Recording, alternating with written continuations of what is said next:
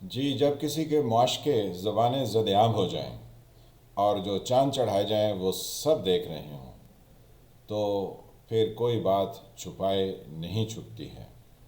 ہمارے ملک کے حالات بھی ایسے ہی ہیں کہ اس میں اسٹیبلشمنٹ جب کاروبار میں گھسی اور پھر سیاست میں مسلسل گھسی رہی تو آج ہر طرف سے یعنی میڈیا میں چاروں طرف لوگ لوگوں کے نام لے کے اور ان کے عہدے ساتھ میں بیان کر کے طرح طرح کی کہانیاں بیان کر رہے ہیں، اور خالی کہانیاں بیان نہیں کر رہے بلکہ وہ یہ کہہ رہے ہیں کہ وہ وزیر اعظم کے ساتھ مل کے ساز باز کر رہے ہیں۔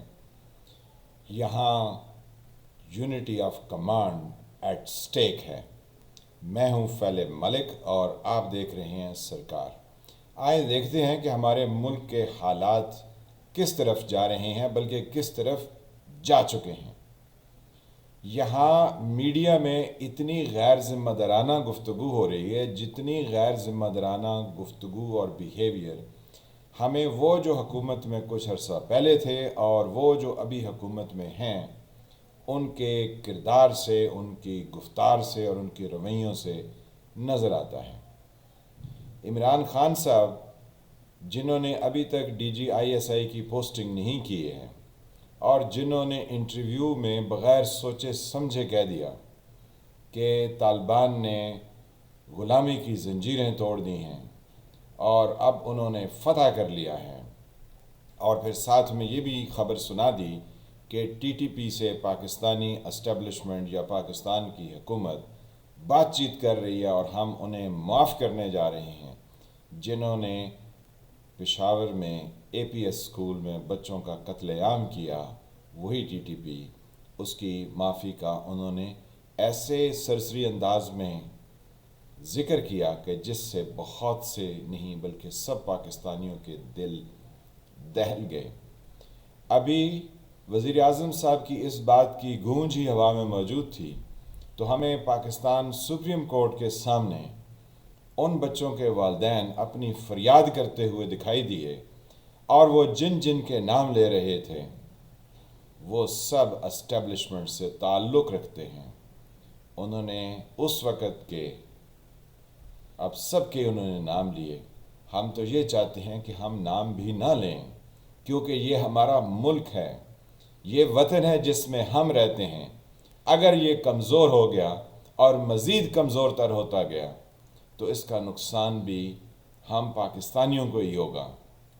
جیسے عراق میں جب اس کو کمزور کیا گیا اور وہ مزید کمزور ہوتا چلا گیا تو اس کا نقصان عراق کے لوگوں نے اٹھایا اور ابھی تک اٹھا رہے ہیں۔ غیر ذمہ داری کی اس حد تک گری ہوئی حرکات کسی اور ایٹمی ملک میں کیا جو ایٹمی نہیں ہے ان کے ہاں بھی نہیں ہوتی ہے۔ ہر کسی کی گز بھر کی زبان ہے اور وہ کہہ رہے ہیں فلاں نے وزیر اعظم سے کہا کہ مجھے فلاں کور میں لگا دیجئے تو میں اگلے 5 سال آپ کے گارنٹی کرتا ہوں، تو پھر کسی دوسرے نے کہا کہ 5 کیا آپ کے اگلے کئی سال گارنٹی کرتے ہیں۔ تو یعنی یہ سیدھی سیدھی رشوت اور سیدھی سیدھی گفتگو لوگوں کا ایمان متزلزل کرنے والی ہے۔ پاکستانیوں کے لیے خطرے کی گھنٹیاں بج رہی ہیں، بلکہ وہ جو فائر فائٹنگ کے انجن ہوتے ہیں جس طرح سے وہ سائرن بجا رہے ہوتے ہیں، ہمارے چاروں طرف وہ سائرن بج رہے ہیں۔ لیکن مجال ہے یہ قوم کھانے پینے سے باہر نکلے یا اس کی یہ فکر ہو کہ یہاں کیا ہو رہا ہے۔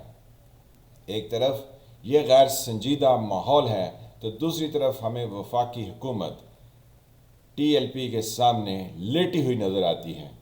یہ ٹی ایل پی وہی ہے جس میں اسی اسٹیبلشمنٹ نے پیسے بانٹے اس وقت جب انہوں نے فیض آباد میں دھرنا دیا، اور اس وقت جب یہ کیس سپریم کورٹ میں گیا تو سپریم کورٹ نے جو اپنے فیصلے میں لکھا، یعنی قاضی فائز عیسیٰ جج نے، پھر اس کا خمیازہ اسی جج کو بھگتنا پڑا۔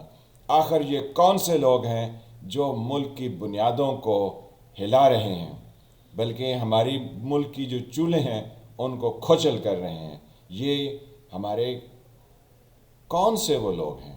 ہم نے کیسے جو ہے وہ TLP بنا لی اور کیسے جو ہے وہ ہم ان کے ساتھ معاہدے کر رہے ہیں.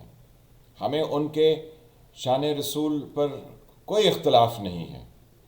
کوئی مسلمان یہ نہیں کر سکتا کہ اس بات پر اختلاف کرے، لیکن کوئی ذی شعور پاکستانی اس چیز کی بھی اجازت نہیں دیتا کہ آپ ملک میں اس طرح سے لوگوں کی آمد و رفت بند کر دیں.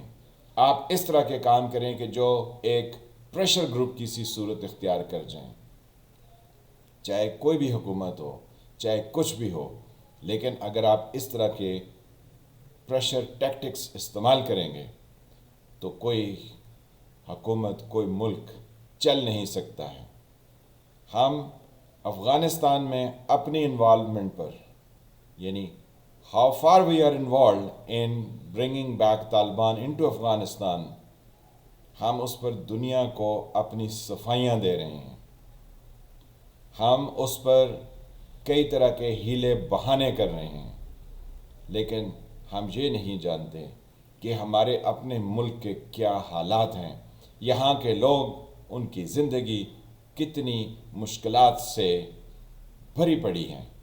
نہ یہ موجودہ حکومت کو احساس ہے، نہ پچھلی حکومت کو تھا، اور نہ ہی کبھی یہ احساس اس تواتر سے اور اس شدت سے حکمرانوں میں ہوا جس کی ان سے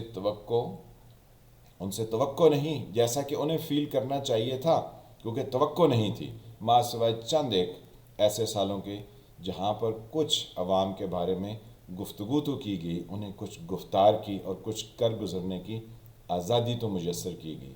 لیکن بقایا عوام کے ساتھ جو فراڈ ہوا، جو لال بتی اس ٹرک کی جو کہ بہت دور افتادہ جگہ پہ جا رہا تھا، اس ٹرک کی بتی کے پیچھے عوام کو لگا دیا گیا، اور یہ عوام ابھی تک اسی کے پیچھے لگے ہیں.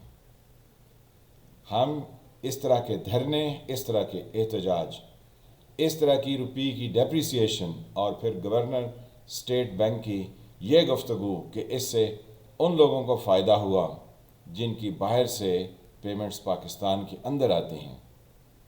ہمیں اس طرح کی حکومت سے ہم توبہ کرتے ہیں، لیکن ہم لوگوں کو روز اس پر کہتے ہیں کہ آپ سوچئے کہ آپ کے ساتھ کیا گھناؤنا کھیل کھیلا جا رہا ہے. جب نقصان ہو جائے گا اس وقت کچھ نہیں ہوگا.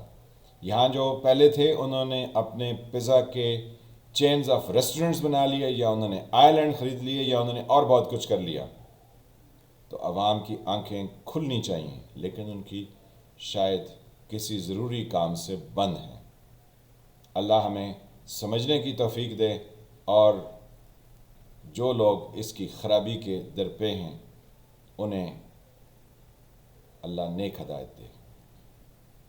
ملتے ہیں کسی اگلے ویلاگ کے ساتھ، تب تک کے لیے خدا حافظ.